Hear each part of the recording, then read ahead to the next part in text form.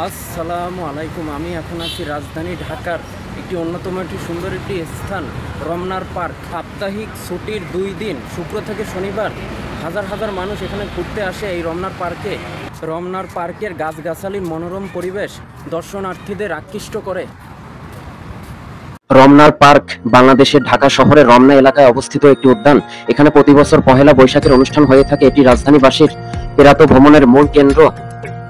এই উদ্যানটি 1610 সালে মোগল আমলে প্রতিষ্ঠা করা হয়। সেই সময় রমনার পরিসীমা ছিল বিশাল এলাকা জুড়ে। মোগলরাই রমনার নামকরণ করেন। পুরোনো হাইকোর্ট ভবন থেকে পূর্বে সড়ক ভবন পর্যন্ত মোগলরা বাগান তৈরি করেছিলেন, কিন্তু পরবর্তীতে কোম্পানি আমলে এই এলাকা জঙ্গলে পরিণত হয়। পরবর্তীতে 1825 সাল থেকে ব্রিটিশ কালেক্টর ডাউ উইজের সময় ঢাকা নগর উন্নয়নের জন্য বিভিন্ন পদক্ষেপ গ্রহণ করা হয়, যার অন্যতম ছিল রমনা এলাকার উন্নয়ন। এ সময় এলাকার একটি অংশ ঘেরাও করে ঘোড়দৌড় বা রেসকোর্সের ব্যবস্থা করা হয়েছিল, আর অন্য অংশটিকে রমনা গ্রিন নাম দিয়ে যাত্রা শুরু করে আজকে রমনার পার্ক। এ সময় ঢাকার নবাব পরিবার এখানে একটি রাজকীয় বাগান তৈরি করেন, যার নাম দেওয়া হয় শাহবাগ।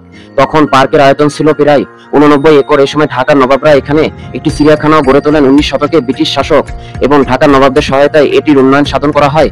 ঢাকা শহরে নিসর্গ পরিকল্পনার কাজ শুরু হয়েছিল 1908 সালে লন্ডনের কিউই গার্ডেনের অন্যতম কর্মী আর.এল.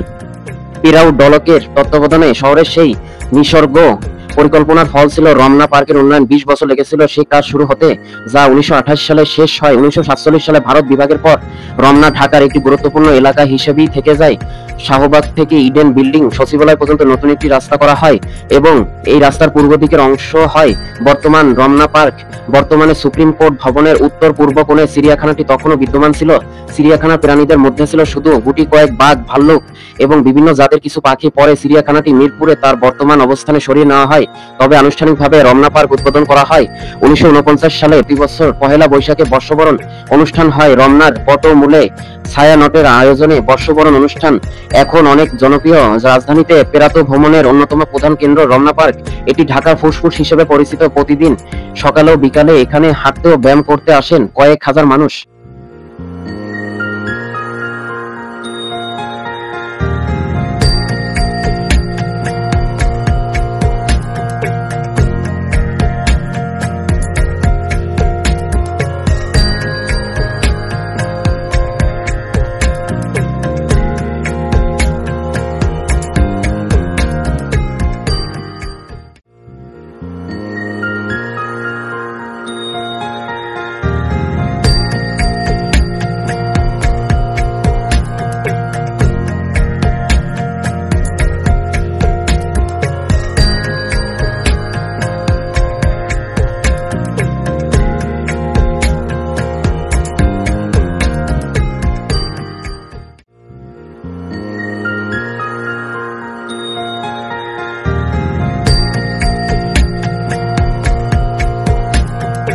অসাধারণ সুন্দর একটি লেক। এই লেকটির সৌন্দর্যের কথা না বললেই নয়।